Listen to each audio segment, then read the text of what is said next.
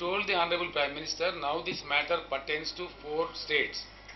And the whole submergence of Polavaram is going to be only on tribals. Yes. Severely, this will be 95% tribals. I think going to the at least 15 to 20 lakh population of tribals in Orissa, Chhattisgarh, Telangana and Andhra Pradesh also. So I told him the Andhra region, now that the Andhra Pradesh state engineers, veteran engineers have suggested previously that there are alternatives. The government of Telangana is not opposed to water to go to Andhra. It's not our opposition. Let water go to Andhra. Beyond Shabari river, Telangana cannot use that water. In spite of going it to the sea, let it go to the development of Andhra state. Our Andhra brother will be happy. But when there are alternatives which can be explored, so why unnecessarily this kind of submergence should be done? So Mr. Modi was kind enough to hear it patiently.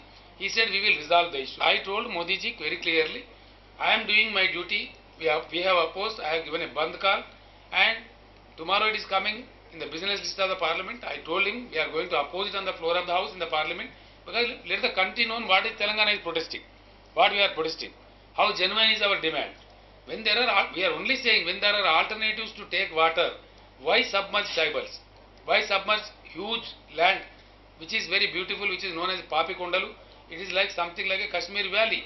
It's a wonderful place for tourism. So both the states will be losing that opportunity. So I have explained all this. He was very sympathetic. He said we can certainly sort out these issues. I requested him, sir, you being the Prime Minister of the country in a responsible position, now the matter pertains to 4 states.